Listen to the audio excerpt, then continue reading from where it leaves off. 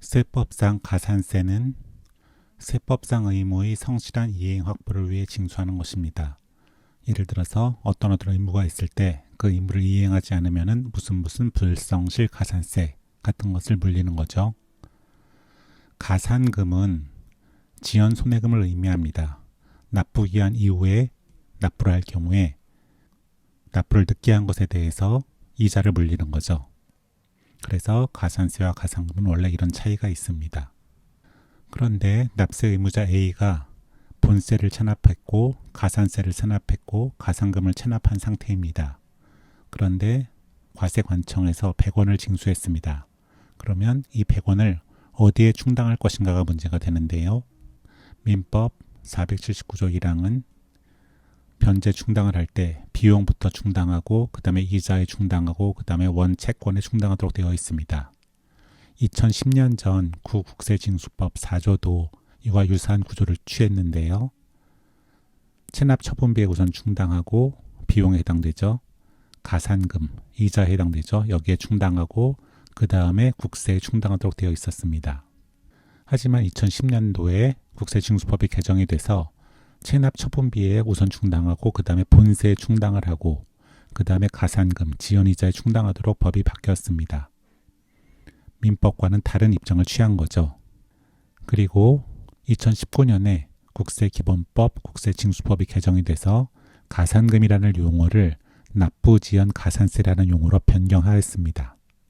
그러면서 국세징수법도 개정이 돼서 일단 징수를 하면은 첫 번째로 체납 처분비, 비용에 충당을 하고 두 번째로 본세, 국세에 충당을 하고 가산세를 제외한다고 되어 있고요.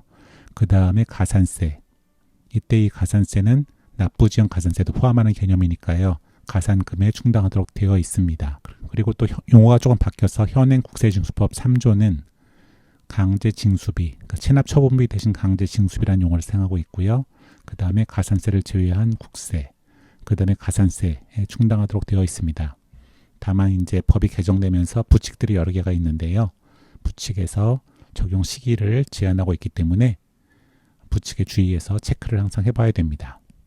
그래서 본세, 가산세, 가산금은 이제 납부지연 가산세로 바뀌었으니까요. 이런 경우에 100원을 징수했으면 어디에 충당하는지 순서는 이제 국세징수법에 나와 있고요. 이런 식으로 만약에 납세 의무자 B가 본세 1, 본세 2, 본세 3을 체납을 했는데 100원을 징수했으면 어디에 충당하느냐가 또 문제가 될 수 있는데요.